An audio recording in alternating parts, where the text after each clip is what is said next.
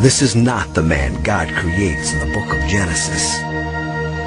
But now, thousands of years after the Bible was written, science has confirmed the essence of its story. There was one man whose DNA survives in every man on earth today. His Garden of Eden was likely East Africa. Other humans came before him, but only after him did we become truly modern. Scientific Adam unites all men today. First, we'll start off with identifying some Euro myths involved in the terminology of this land. America. The term America, according to U.S. history, was supposedly taken from the Italian navigator Amerigo Vespucci. The truth is, the term is a two-part word. Amer, taken from the French word Moor, which were the inhabitants of West Africa, Morocco, and Mali. These Africans were also referred to as Mer, Moor, or Morenos in Spain to mean black. The term Moor is the root word of the Latin term amor, or the French word amour, or the Italian term amore, which means beloved, and was the term used in reference to the Moroccan kings who sailed via Spain and became religious leaders of the Vatican. The original Vatican priesthood was African.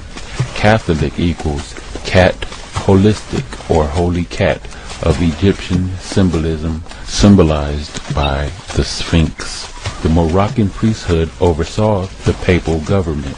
The term Rika derived from the Middle English word reek to mean power realm. Power was determined by bloodlines and by wealth. Thus the term rich or Reich, and referred to the Moroccans, the wealthy Moroccans that was depicted in the films Casablanca and The King and I. The term American literally refers to the early inhabitants of this land who wore gold in their noses. Next term, Indian. The term Indian was first coined by Christopher Columbus during his first journey in 1492. Columbus was under the impression that when he arrived in the Bahamas, he was in the East Indies. When Columbus encountered the Arawaks, he referred to them as Indians because their skin color and hair texture was similar to that of Hindu people of Asia. The term India only applies to inhabitants of the country of India, not the indigenous people of America. Today, the term Indian is officially used as a term of determination by the United States federal government. However, there is no clear and concise definition for the term when it deals with the classification and tribal eligibility. For argument's sake, though, this term will appear various times throughout this lecture. Native American. The term native is from the Middle English word natif, which means belonging to a particular place by birth. It is a misconception that the term Native American refers to the so-called American Indian. The truth is that anyone born in America is a Native American, but not necessarily an American Indian. Indigenous. The term indigenous means native, coming from the Latin word indigena. The difference between indigenous and native is that native refers to residence, while indigenous refers directly to ethnicity. Within the word indigenous is the word gene, which means to give birth or freeborn. American citizen. The term American citizen refers to persons or an inhabitant of a city or town who is entitled to the rights and privileges of a free man. American citizens must be entitled or granted the various rights of the nation, but not necessarily the same rights as an indigenous or native people. The people must become members of the United States in most cases and withdraw their membership with their birth nation. And finally, illegal alien. The term illegal alien refers to persons of another country who are not naturalized or granted citizenship. We will need to pay attention to these terms as we go further through this lecture. The true story of America has been a forgotten one, hidden deep in the portals of time, existing under the notion that it would never be uncovered and revealed. It was unknown for hundreds of years. We were only provided false information in order to hide the greater truth. No, Black Indians are not solely the result of African slaves mixing with Red Indians as many other Black Indian sources would have you to believe. This is only a small portion of the legacy. Black Indians are indigenous to this land before the so-called Red Man, before the European, before the so-called Bering Strait. We, the Olmecs, Washita, Yamasee, Moors, and mound builders, planted the seed of this civilization in this country, America. Today we are the remnants of these elders, and it is time that we reveal the bigger picture, our true legacy, not as former African slaves, not as immigrants, but as what we were and what we are. This educational series will chronicle the original indigenous people of America and how they came to be known as the people we know today. The indigenous people of this land, we are still here.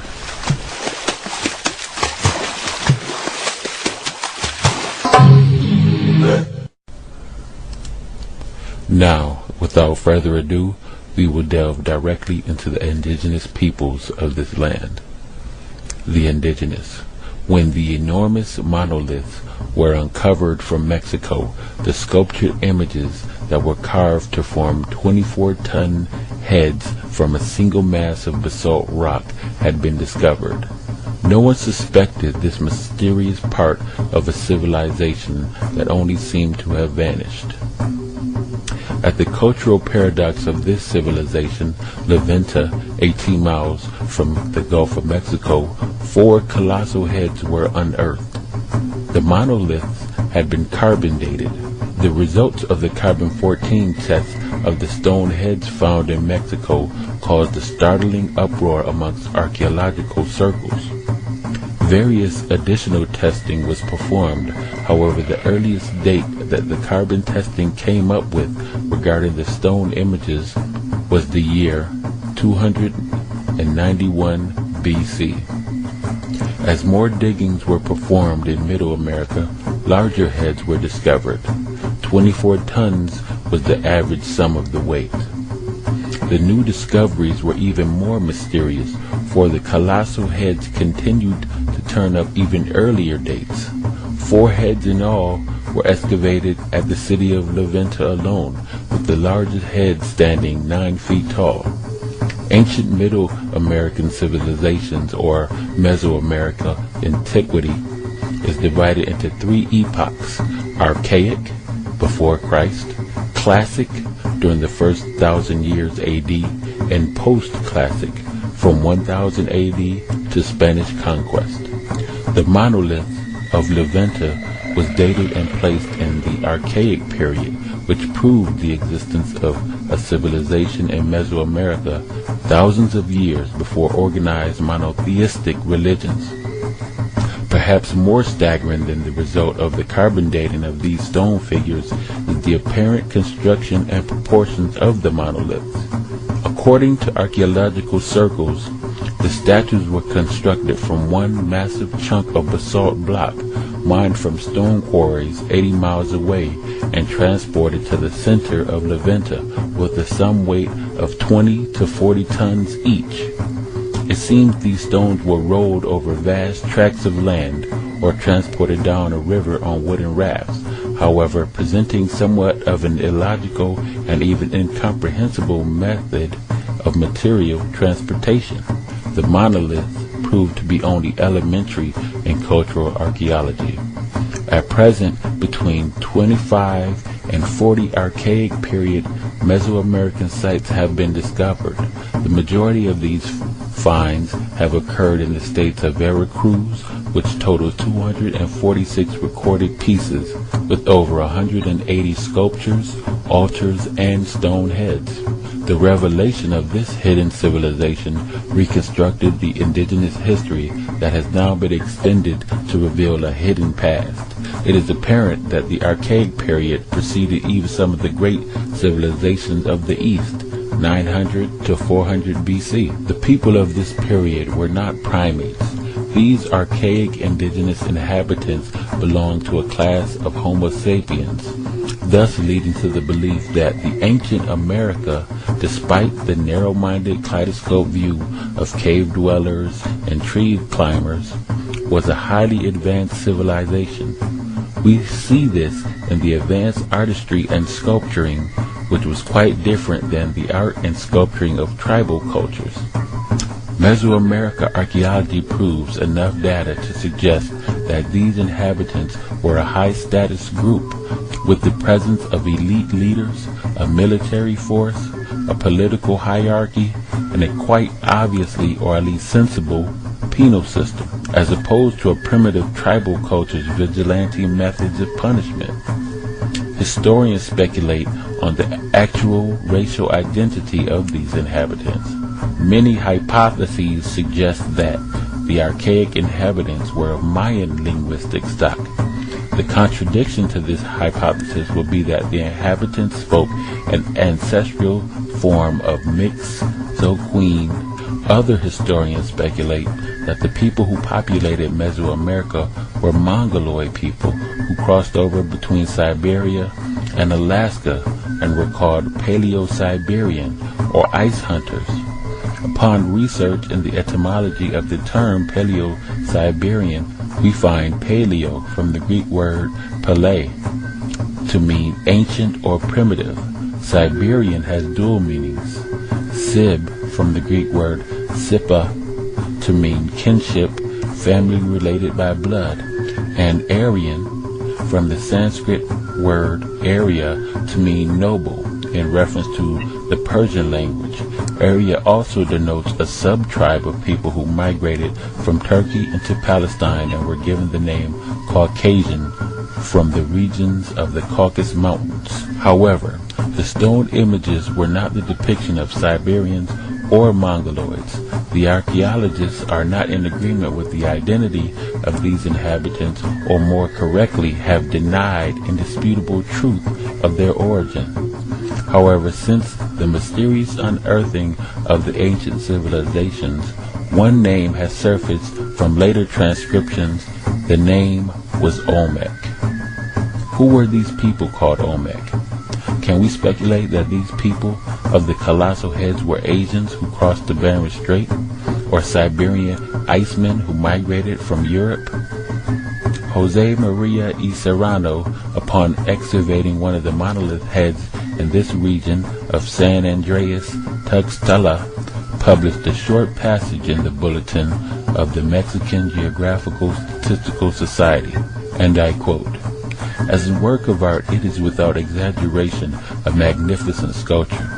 But what most amazes me was the type that it represents, a Ethiopian African.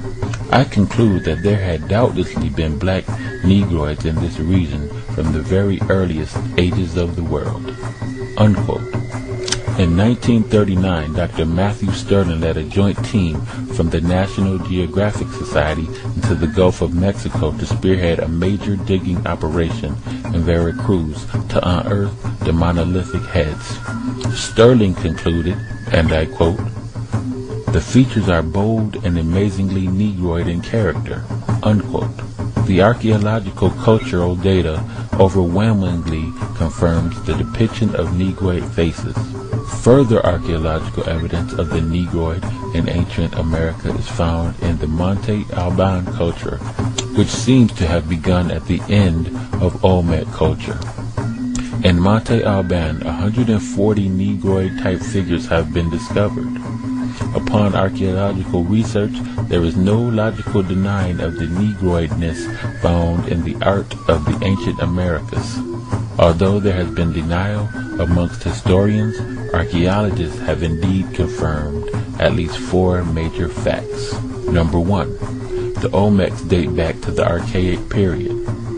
Number 2, the Olmec civilization parallels the dynastic periods of Egypt.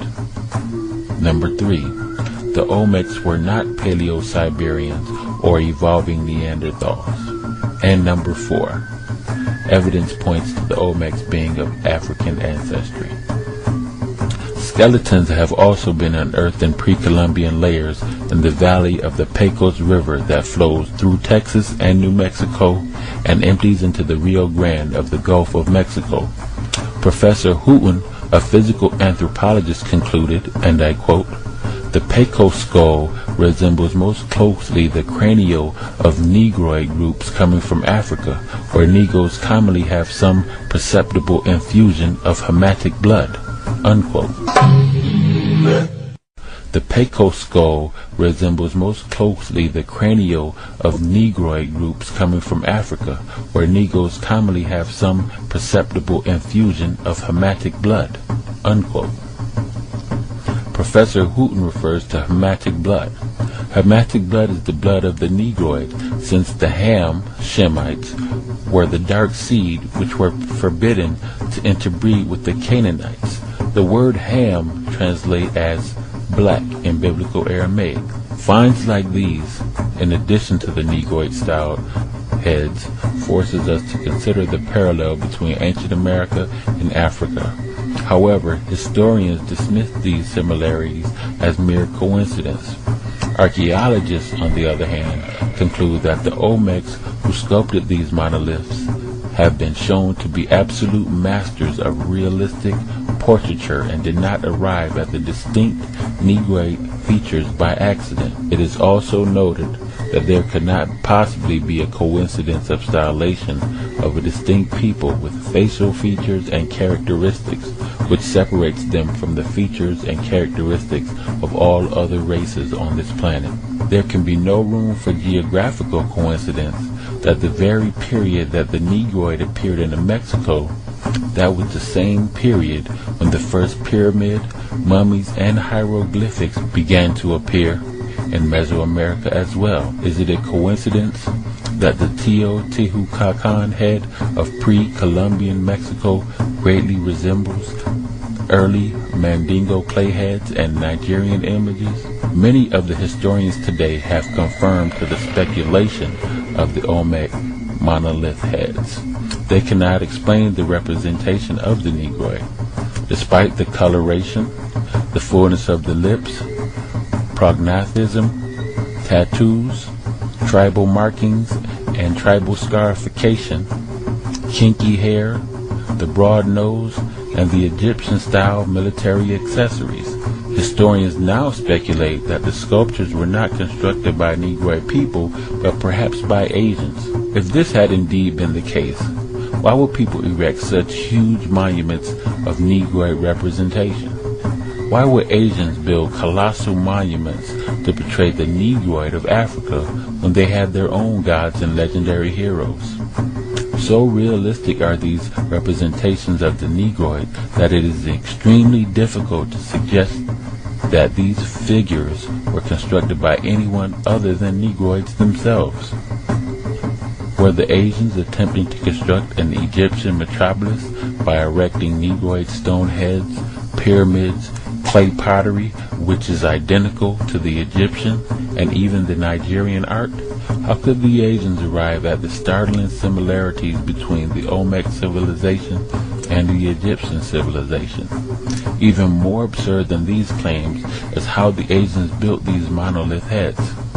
It is interesting to note the similarities between the mysteries of the construction of the Olmec heads and the pyramids of Egypt, both Negroid civilizations. The historical professors' hypotheses are in fact denials of an ancient Negroid civilization in America, which predates all other ancient civilizations and cultures in America.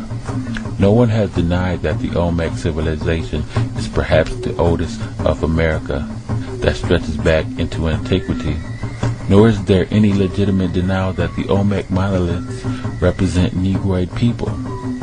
However, there is denial that the true indigenous people of America were Negroid.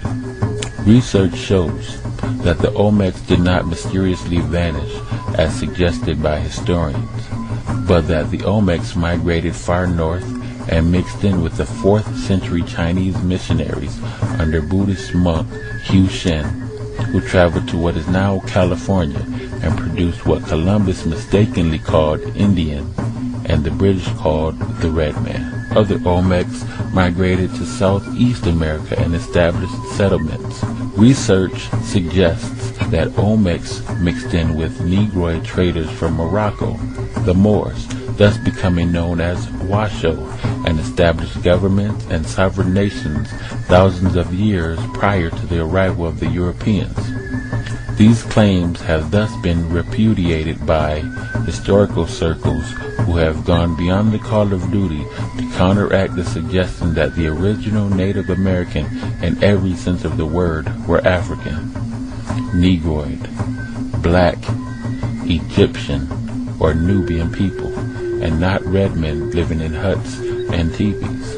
So, who were the Olmecs? Where did they come from and why? Why does the Olmec culture parallel Egyptian culture? Who are the black gods carved in the stone found in Mexico? Did the Olmecs simply vanish, or do they still exist today under various names like African American, Negro, Black, Mexican, Puerto Rican? Is there a cover-up governed by archaeological and historical circles to hide the present identity of Olmecs in order to protect the land that would otherwise technically and literally be owned by these indigenous people? We owe it to ourselves to unearth the largest find to date. This find is that of the very first Americans. Where did the Olmecs come from? The Olmecs came from Nuba in Central Africa, and they migrated to America, in which they named in their Kushite language Utala, which means vacate. When the Olmecs discovered that there was actually a North Utala and South Utala, the word Utala became plural, which became Atlan, which is where the word Atlantis and Atlanta came from. The Olmecs were a tribe in Africa called Dogon in Mali. When the Dogons migrated to America, they also imported the rubber tree, which is only indigenous to Africa. The Dogons used the sap from the rubber tree to make shoes, coats, capes, and they were the first to introduce soles on shoes in the New World. The name Olmec means rubber people. The rubber was also used to make large balls for the Olmecan ball game ceremonies, which was played in large stone arenas. When Christopher Columbus arrived in the West, he states that he saw natives kicking around a large ball that was made of some type of acacia. Columbus took some of these trees and balls back to Spain with him, and today, soccer is the favorite national sport of Spain. These Olmecs set up empires and cities that predates even the Inca, the Aztecs, and the Mayans. The Olmecs were not Siberians. The Olmecs were dark-skinned, big-lipped, wide-nosed Africans, just as they are portrayed in the stone monoliths. The step pyramids of Egyptians closely resembles the step pyramids found in the Americas. The double crown of Lower Egypt and Upper Egypt with the bird and the serpent is also found in Olmecan culture, with Upper and Lower Egypt being Northern and Southern America. The Mexicans have 4 calendars. The 4th calendar is identical to the Egyptian calendar. In Mexico, there was found a type of paper made from a specific type of wood pulp that scientists say can only be found in Egypt. Even the ceremonial dance of the Hopi Indians is identical to the Dogon's Bado dance of Africa, using the same symbols and spirit names. Various tribes such as the Osage and the Apache use the crescent moon symbol, which is the national symbol of Angola, Mauritania, Tanzania, the Sahara, and Algeria, all found on the continent of Africa. Now, You may be wondering, hey, he just kind of skimmed over that little part about the blacks mating with the Chinese to produce the Red Indian. Well, I'm going to attack that right now. You may be wondering, were there even blacks in China? And the answer to that is yes. There were indeed blacks in ancient China. The skeletal remains from southern China are predominantly Negroid. The people practiced single burials, which is an African ritual. In northern China, the blacks founded many civilizations. The three major empires of China was the Jia dynasty, the Shang Yin dynasty, and the Zhao dynasty. The Zhao dynasty was the first dynasty founded by the Mongoloid people in China, called the Hua. The founders of the Jia and the Shang came from the fertile African crescent by way of Iran. Chinese civilization began along the Yellow River. Here the soil was fertile, and black Chinese farmers grew millet 4,000 years ago, and later soybeans. They also raised pig and cattle. By 3500 BC, the blacks in China were raising silkworms and making silk. The cultural hero Huang Di is a direct link of Africa. His name is pronounced in Old Chinese as Yuhai Handi or Hu Nak Kunte. He was supposed to have arrived in China from the west in 2282 BC and settled along the banks of the Low River in Shaanxi. This literal translation of Huan Yi to Hu Nak Kunte is interesting because Kunte is a common clan name among the Manding speakers. The Africans or blacks that founded the civilization in China were often called Li Min, meaning black-headed people, by the Zhao dynasty. This term has affinity to the Sumero-Akudan term Sa-ge-ga, black-headed people. These Li Men are associated with the Chinese cultural hero Yao. We know very little about the sounds of the ancient Chinese because ancient Chinese was very different from Old Chinese and Middle Chinese and the modern Chinese dialects. This results from the fact that the Chinese dynasties were founded by a diverse ethnic group. Jia and Shang Li, i.e. Black Shang, were founded by Dravidian and Manding speakers. Shang Yin was founded by classic Mongoloids, and the Zhao by contemporary Chinese. This explains the difference in pronunciation for ancient Chinese spoken by the Jia and Shang peoples and Old and Middle Chinese, or a variant thereof which is spoken by the Zhao people. The Shang characters compare favorably to the ancient Proto-Saharan script used by the Harappans in the Indus Valley, and the Manding script used in the ancient Sahara and Crete. Clyde Winters outlined the spread of the Proto-Saharan script to Harappa and throughout the Sahara African and Asian by the Dravidians and the Manding. Evidence of Chinese writing first appears around 2000 BC as pottery markings. The shell and bone characters represented writing. They were not pictures but wedges similar to African cuneiform. The Shang symbols compare favorably with ancient Manding symbols as well. Although there are different contemporary pronunciations for these symbols, they have the same meaning and shape. This suggests the genetic relationship between these scripts because we know that the present pronunciation of the Chinese symbol probably has little relationship to the ancient pronunciation of Chinese spoken in the Jia and Shang times when these characters were first used. This cognation of script supports the proposed Dravidian and Manding migration and settlement of China during the Jia times.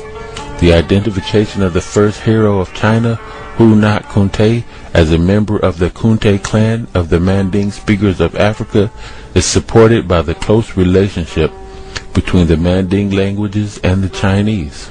Even though we do not know the ancient pronunciation of many Chinese signs, many Chinese and Manding words share analogy and suggest a Manding substratum for Chinese.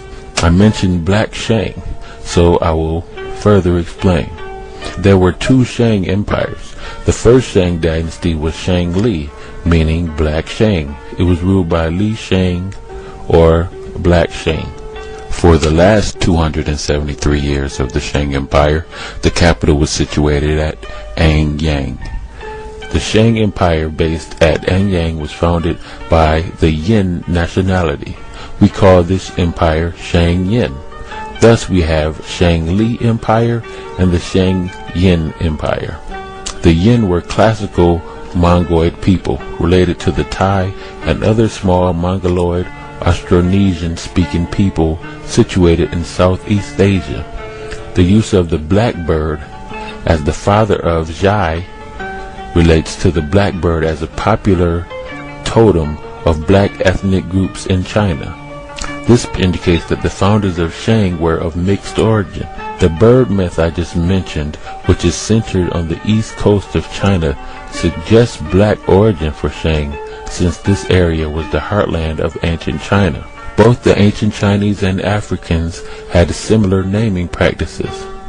As in Africa, the Shang child had both a day name and a regular name.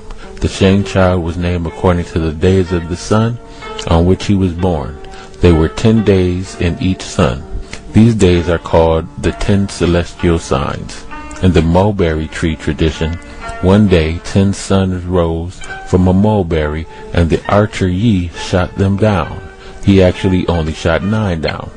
The suns in reality were birds. The bird myth refers to the blackbirds that founded the Shang dynasty.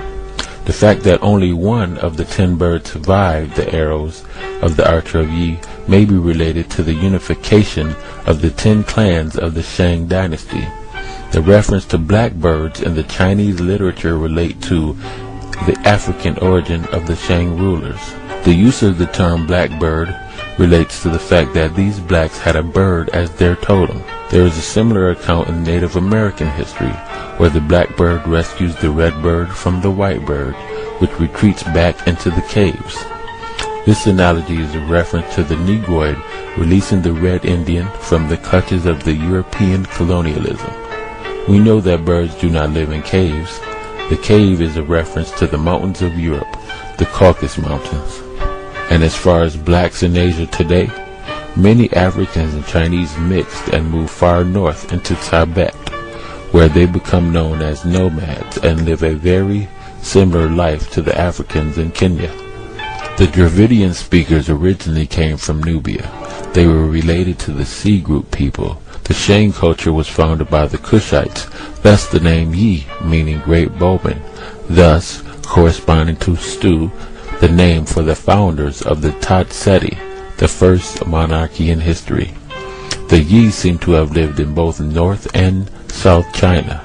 Fu Su Nin in Yi His Tunga Shao makes it clear that the Shang culture bearer remained allied to the rest of the Yi people who lived in southern China. The founders of Jia are usually referred to as Yue, as opposed to Yi. It would appear that most of Yi were Dravidian speakers, while Yue were Manding speakers. The first Shang king of Zhuan Wang, meaning black king. Zhuan means black. He was called Zhuan Di, meaning black emperor. The founder of the Shang dynasty was called Zhuan Nao, meaning black bird. Another Shang king was called Zhuan Mu, meaning black oxen. And the list goes on and on and on and on. Previously I mentioned that the Olmecs and the Chinese combined to produce the Red Indian, and I will delve deeper into that right now. In the 4th century, a Chinese missionary under the Shang dynasty named Ho Xian, or Hu Xian, came to America in search of his people, who were the East Yi, meaning the black Chinese. When the Chinese arrived, they encountered the Olmecs, who had already been living on the land.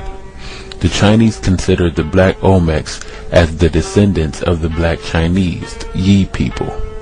Hu Xian's people settled and mixed in with the Olmecs and produced the Aboriginal. The Olmecs gave the lower kingdom to the Aborigines.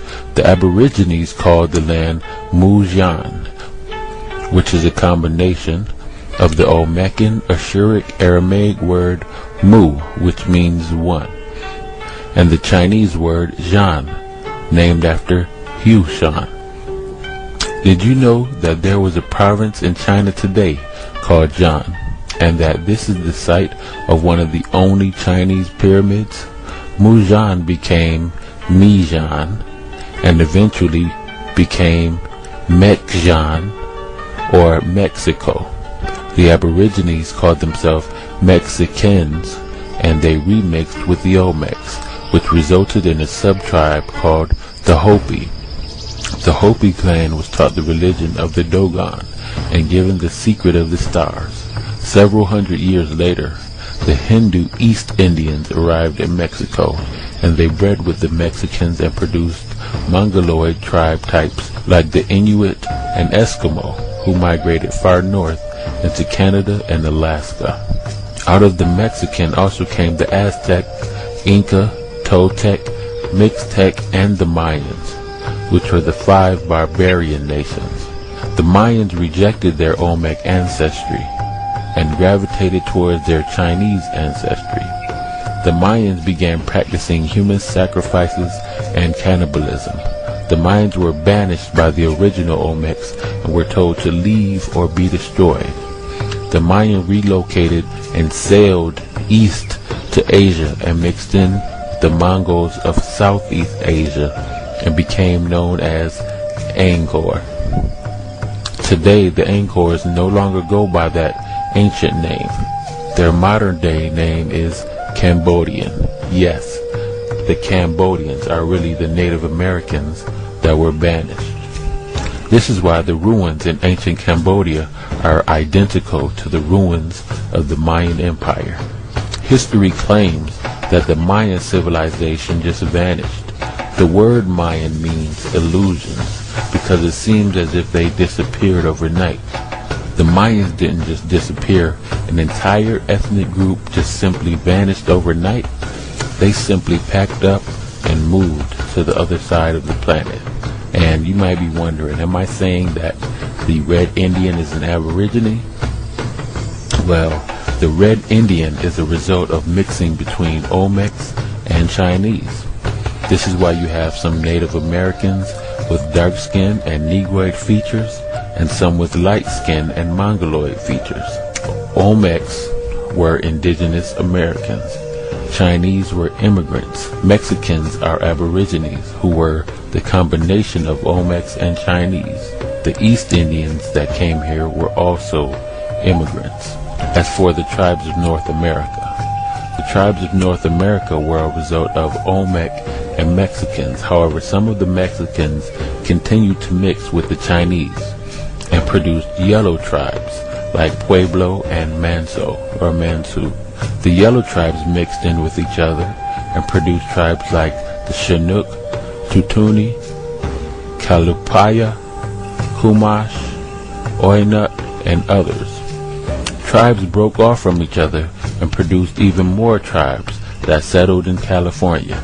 The darker-skinned tribes were the tribes that managed to contain much of the Olmec blood, like the Arapaho, Arikara, the Blackfoot, Cheyenne, Crow, Apache, Mandan, the Pawnee, and the Shoshone. In the 15th century, all of this changed.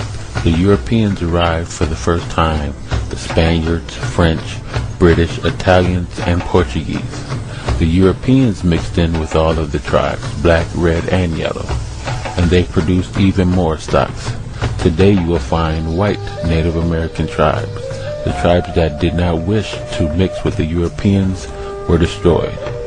The Incans were destroyed by the Spanish, who stole their culture and are now calling themselves Hispanic, which is a term that was popularized and some say even coined by Ronald Reagan. As far as the darker tribes or the black tribes, the Olmecs migrated into two directions. One group of the Olmecs migrated into the eastern islands near the Bermuda Triangle and settled in the islands of Jamaica, Haiti, the Bahamas, Trinidad, and Barbados. The Olmecs set up colonies on these islands and became known as the Arawaks. These were the people Christopher Columbus encountered. The Spanish and the British mixed in with the Arawaks. The Olmecs of Haiti went back to their African roots and began practicing their religion called Yoruba, which is mistakenly called Voodoo. The Arawaks mixed in with the Portuguese and produced a tribe of half Negroid, half Latin called Taino. The Taino were invaded by another tribe called the Caribs, who were sadistic cannibalists. The Caribs migrated to an island known as the Caribbean. The other group of Olmecs traveled north and settled in Southeast America and became known as the Washoe, which means raccoon people. These people settled into areas of Alabama, Mississippi, Louisiana, and Georgia. The Washoe mixed with the Malian Moors of Africa who also came over. The result of this mixing was a tribe of pure-blooded black Native Americans called Yamasee or Yamasee. The Yamasee resided in Georgia and were the mother tribe of all dark southeastern and eastern tribes. Yamasee is a direct descendant of the Olmecs through the Washita Moors. The Washita is a derivative of the term Wichita, who are known as Kit-Kittish, which means raccoon eyes, which refer to the black Native Americans because of their faces. Thus the term coons was used to identify a black person. The Yamasee lived in Georgia on the Ocmulgee River near Macon, Georgia, and where the early Yamasee mounds were discovered. Today, Macon is also the home of the Harriet Tubman African American Museum. The Yamasee is the mother tribe of the Creeks, the Seminoles, the Apaches, the Choctaw, the Chickasaw, the Catawbas, and the Cherokee. In the 1700s, the British, French, and Spaniards mixed into these tribes. In 1715, the Yamasee rose in rebellion against the English and allied with the Spaniards. Some of the Yamasee Creeks migrated to what is known as Savannah, Georgia, and became outlaws under the tribal name Yamacraw. The British began taking women and children into slavery. The native black American men mixed in with runaway African slaves. A war broke out between the Yamasee and the British in 1715, the Yamasee Uprising. Throughout the 1700s, many tribes were slaughtered. The remnants of these tribes band together to create an alliance. The newly formed tribes of Yamasee, Coosa, Cowan, Congaree were known as the Catawbas. The Catawbas spoke a dialect of ancient Kushite language, which was bits and pieces of the original Olmec African language. The Catawbas lived in South Carolina and were enemies of the Shawnee and the Iroquois, who were tribes that had mixed with the French and became almost full-blooded European. Some of the Catawbas joined the Alabama Creeks and mixed in with the Spaniards, losing much of their African traits. After the Yamasee Uprising, Native American power collapsed in Georgia and Alabama. Many of the Yamasee escaped to Florida, where they joined runaway African slaves to form what later would be called runaways or Seminoles. Other tribes which came from this union were the Oconee and the Hitachi. The Oconee relocated from the Oconee River and moved westward to the Chattahoochee, where they mixed with the Lower Creeks, which resided in the areas of Pensacola and Tallahassee, Florida. All of these tribes were originally black tribes of the Yamasee. And as far as the Yamasee mixing with the African slaves, the Yamasee and African runaways had a few things in common. They were both of the same ethnic background, they were able to blend in with each other, and they both had hatred for the British. Throughout slavery, thousands of African slaves escaped the plantations and sought refuge with the neighboring Native American tribes. The natives had an incredible knowledge of outdoor survival and location. It is often believed that Harriet Tubman herself who freed slaves via the Underground Railroad, was herself a black Native American because of her knowledge of the paths and the terrain. Many African slaves and Native Americans mixed. Even the red tribes took in African slaves. Some tribes even owned slaves. However, unlike the European, Africans were mostly considered indentured servants and treated as human beings by their Native American owners. Today there are red Seminoles and black Seminoles, red Creeks and black Creeks, red Cherokee and black Cherokee. The Seminoles, they did oppose slavery. The U.S. Army prosecuted the Seminoles because they opposed slavery. The Seminoles realized that the people who were being sold into slavery were a faction of them, distant cousins, relatives in a way. The black Seminoles was the only tribe at the time that opposed slavery. U.S. slaveholders tried to cause tension between red Seminoles and black Seminoles. Thus, a war erupted between the Seminoles and the U.S. slaveholders. Seminoles and African slaves joined together and attacked slave plantations. General Andrew Jackson prepared to wipe out the Seminoles. Jackson gathered Creek tribes along the U.S. soldiers to destroy the Seminoles. This war lasted for decades and extended all throughout Florida. By 1826, wealthy Creeks who had also owned slaves were sent to persuade the Seminoles to join in on the slave trade. When the Seminoles once again refused, Seminoles were kidnapped and sold on the southern slave markets. The U.S. Army was also trying to push the red Seminoles out of Florida onto reserved Indian territory west of the Mississippi. The Army was faced with much opposition with the resistance of the Seminoles, who were guided by the red Seminole chief Osceola. The red Seminoles knew that the whites would not follow after them for their fear of alligators and snakes. The black Seminoles remained in Texas and moved into Oklahoma, Idaho, and mixed in with the Blackfeet, Comanche, the Kiowa, Apache, the Mandan, the Omaha, Osage, Pawnee, and Arikara, and their closest relatives, the Wichita. You know, people wonder if the actual Blackfoot Indians got their name because they were black Americans. And, you know, that's not necessarily so. The Blackfoot Indians got their name because they would stain their moccasins with burnt ashes. The Blackfoot tribe was at one time Saskatchewan Native Americans who relocated to the Montana in search for buffalo. The Blackfoot or Blackfeet consists of three divisions: the Siksika, the Kainai, and the Piegan.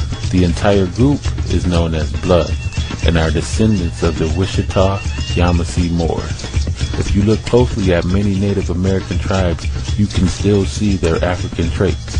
You may wonder, are there any black tribes left? There is a woman named Verdiachi Washita Turner Gaston L. Bay, and she is the legal heir by blood to the Mason Rouge land grants that were willed to her by her great-great-grandfather, Henry Turner.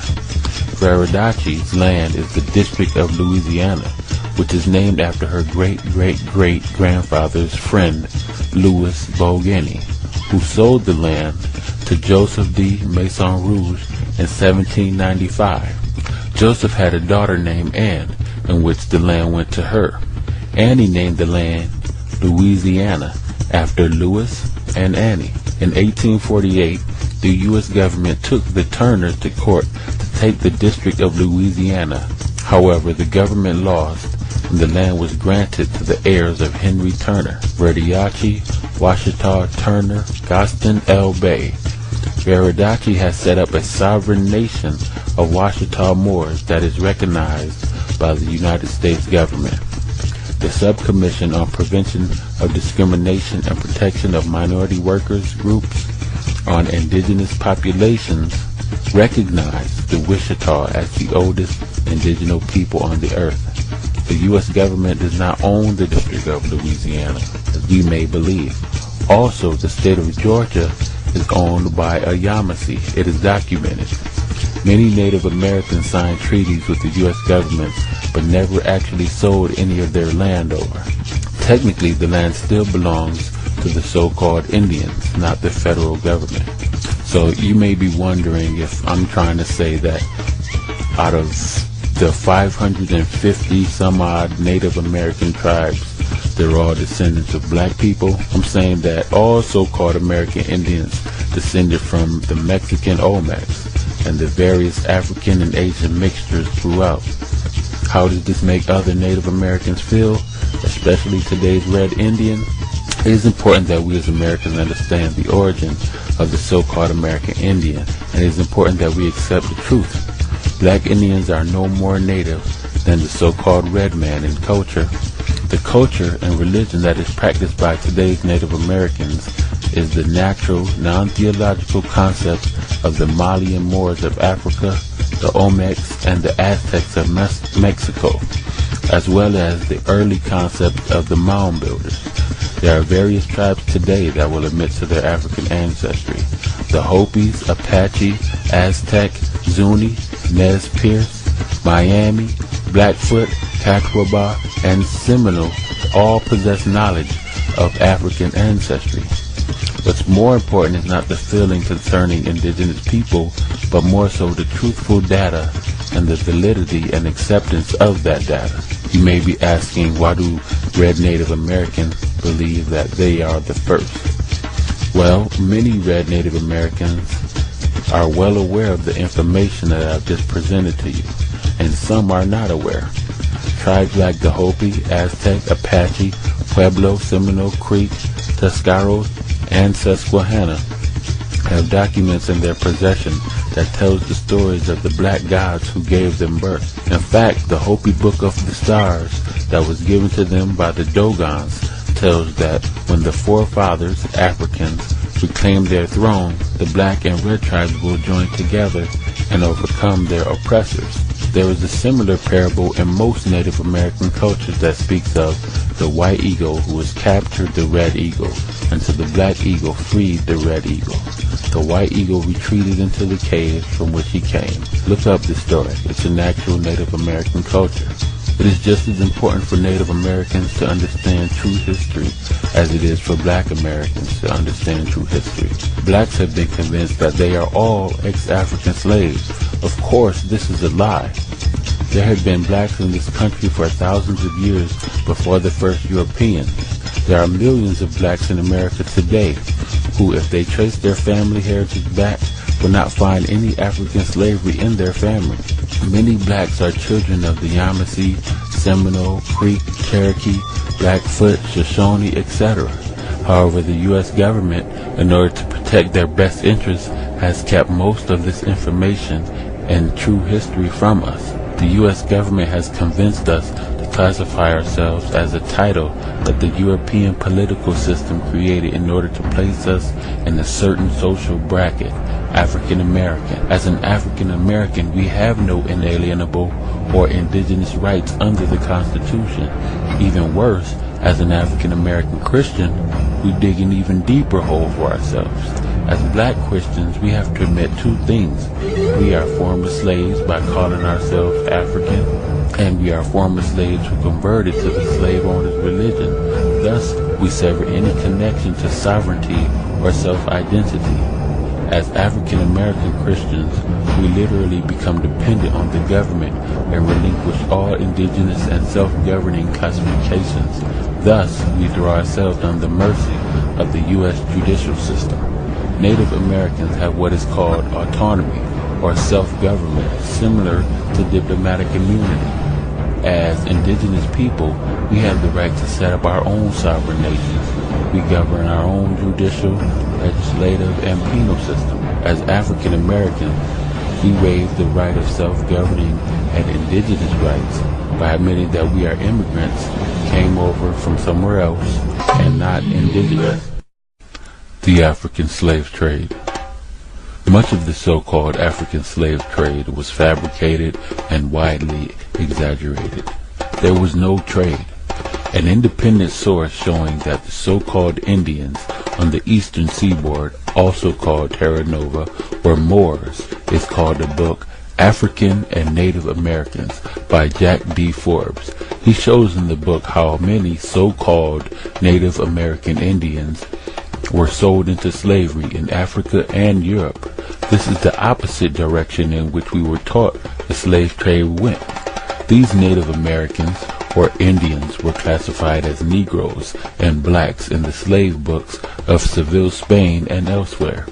On page 29 he says, and I quote, "Slaves from Terra Nova show up in the slave markets of Seville and Valencia very soon after 1500.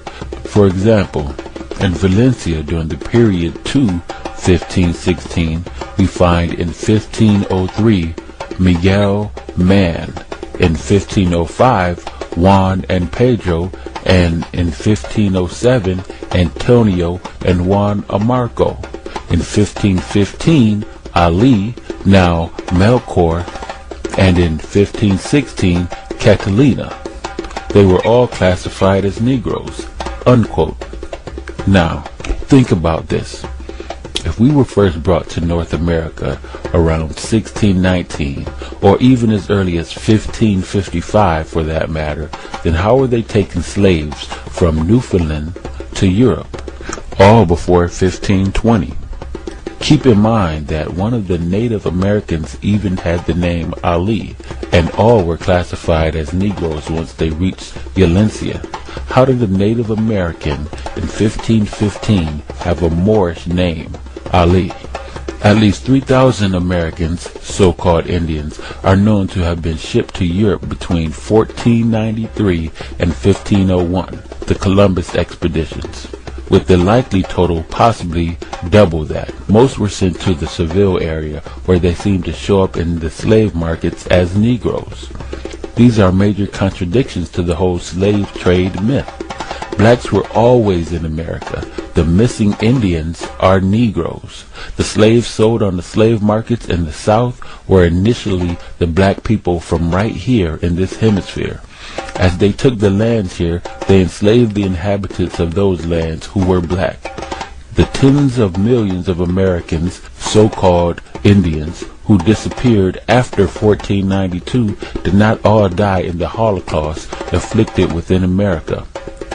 Many thousand were sent to Europe and Africa as slaves. The whole slave trade myth is that the whole story was given to us in reverse. A mass colony of Africans were not shipped from Africa to America, but the truth is that black Indians were shipped from America to Europe. They were then shipped from Spain to Africa as a commodity for African resources. These black Indians, now mistaken as Africans, were shipped back to America and classified as African slaves. This part of our history is what the school systems failed to mention in their history programs. Am I saying that there was no slave trade? There was indeed a kidnapping of Africans from Africa to America.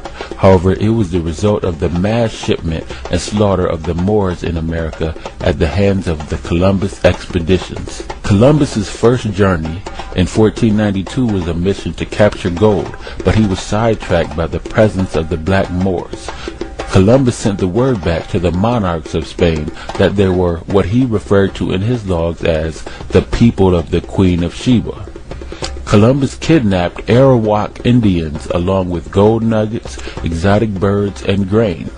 Queen Isabella provided Columbus with 17 ships, 1,500 men, cannons, crossbows, guns, and attack dogs for the second voyage. Columbus's new mission was to conquer the West. When Columbus returned to the West, Haiti, and South America in 1493, he not only took raw materials and resources, but he abducted women. After a short time, the Arawaks resisted Columbus, and on March 25, 1495, Columbus slaughtered thousands of Arawak native men, women, and babies. Columbus also rounded up 1,500 Arawaks and shipped them to Spain. Columbus became the first man known in history to send the first slaves across the Atlantic. Other nations rushed to emulate Columbus. In 1501, the Portuguese began to depopulate the Bituque Indians to Cape Verde as slaves. The black Indian slavery destroyed the Indian nations of Natchez, the Yamasee, and the Pequots. Because of this, the first African slave raid took place in 1505 and was spearheaded by Columbus's son. When the Moors, the Indians of America, began dying and committing suicide, the labor was replaced with slaves from the Sahara in West Africa. Also, the gold and silver that Columbus extracted from America fueled a 400% inflation that eroded the economies of the non-European nations and helped Europe to develop a global market system. Africa suffered a great economical blow. The trans-Saharan trade collapsed because America supplied more precious gems than the African West Coast. African traders now only had one commodity that Europe wanted: slaves. African sultans thus sold their own black people into slavery to whites. It is safe to say that Columbus is solely responsible for slavery of the Moors, from west to east and from east to west. This is the bottom of an African slave ship. These were called big bottoms, as they were constructed to hold hundreds of Africans packed like sardines. These trips from Africa to America took up to 3 to 4 months from east to west. According to history, these hundreds of Africans urinated and defecated on themselves during the journey. Now come on, 4 months of constant urination and defecation? These slaves would have literally drowned. Does this story really make sense? The Dogons were already on American land because they simply sailed over by way of the worldwide wind and currents. The first Africans to set foot on American soil were in fact the Dogons of Mali, who used such currents as the Canary and the North Equilateral Current that recycles from West Africa to America and into the upper Atlantic Ocean. This was before the invention of sails. The Guinea current flows eastward along the Guinea coast, with frequent cycles out to the sea, where it joins the South Equatorial. The second group of Africans to land in America were under the leadership of Abu Bakari in 1311, and had mixed in with the Olmecs and became known as the Washoe. The third group of Africans to land on American soil were the Idrisids, who were the ruling dynasty of southern Morocco and Mauritania, who came into Morocco before the invasion by the Dogon Malians and the Senegalese. This group of Moors arrived in 1727 with Mensa Khan Musa, who was searching for his ancestors of Abu Bakari. And indeed, the Washoes were Moors. Let's go back a little bit more and explore this topic about the Moors. I previously stated that the Olmecs were of Mali, and that does make them Moors. Absolutely, the Olmecs were indeed Malian Moors. The Mayans were the descendants of the Malian Moors and were often referred to as Black Mexicans or Quetzalcoatl. There are ancient Mexican wall paintings that depict these Negroid kings as rulers and are unmistakably African. These Moors were the people who built the Great Pyramids all over South America, Peru, Canada, Alaska, and Georgia. Scattered all throughout North America along the Mississippi River and its tributaries are found mounds built out of tons of earth, tons and tons of earth. The people who built them were called the mound builders, and they were the descendants of the Malian Moors, the Olmecs. These Moors eventually migrated to North America from Mexico and became known as the Washita, the Yamasee, and the Ben Ismael tribe. The Ben Ismael tribe was a collection of what is known as the Lenape, the Wampanoag, and the Nanticoke Indians who migrated to Indiana and Illinois and referred to themselves as Moors, even though the United States government continued to classify them as Negroes in order to strip them of their indigenous rights. It is often not talked about, but the Moors had enslaved the Europeans before they enslaved blacks. Their women were sold like commodities into the harems and as concubines of wealthy Moors. This is the reason why the Moorish noble were for the most part bleached out and became as tawny Moors, Turks and Arabs, which are no more than fixed mulatto races. This is also the reason for the Moors in the coats of arms of the noble European families, the so-called black nobility of Europe. The European nations paid tribute to the Moors well into the 18th century. In the book, The United States and Barbary Powers, the English, French, Dutch, Danes, and Swedes, and may I say all nations, are tributary to them. David McRitchie in the book Ancient and modern Britain says the word blackmail is the result of this tribute paid to the black army or black oppressors as the English referred to them. The Moors had control of the Atlantic and the Mediterranean. This is why the Marines sing of defeating the Moors, from the halls of Montezuma to the shores of Tripoli, confirming the extent of the Moorish Empire and dominions of Olmecs or Atlantis. Here you see the first page of the Moroccan Treaty of 1787. It should also be noted that Shakespeare's most famous Moor, Othello, is also described as a black African. Thomas Jefferson and Benjamin Franklin worked closely with Moors in the Continental Congress to secure this treaty. In the Bevins collection, there are over 200 letters to the Bey of Morocco from the Continental Congress. There were many Moors in the Continental Congress working with the European Masons originally taught by the Moors to form Novus Ordo Seclorum, the new secular order of the ages, e pluribus unum, out of many peoples, nations, one. The Moroccan Treaty is very powerful because, according to the Constitution, treaties are the law of the land. This treaty specifically deals with Moors. The question that may arise, how do we know that where the treaty says Moors, the so-called black people of the time is being referred to? The Moors were considered citizens or part of the we the people who ratified the Constitution. It says, quote, "Thus an act was passed in Massachusetts on the 6th of March, 1788, forbidding any Negro not a subject of the Empire of Morocco or a citizen of the United States from tarrying in the Commonwealth," unquote. For this would show that those who referred to as Negroes were actually Moors, and that they were on the same footing or status as citizens. Those who remembered that they were Moors used the Moroccan Treaty of 1787 to secure the rights on the same footing as the state citizens without otherwise being obligated members of their social equality. While those who were brainwashed into believing they were Negroes, descendants of Africans brought here by Europeans, were unprotected by the Moroccan Treaty, as well as the Articles of Confederation and the Constitution. This document says, and I quote, "A petition was presented to the House from free sundry Moors, subjects of the Emperor of Morocco, and residents in this state, praying that in case they should commit any fault amendable to be brought to justice, that they as subjects to a prince here in North America, in alliance with the United States of America, via the Moroccan Treaty of 1787, may be tried under the same laws as the citizens of this state would be liable to be tried, and not under the Negro Act, which was received and read." End quote. Thus, you have Moors back in 1789 saying what we say now. Our nationality is Moorish, not Negro, black, colored, etc.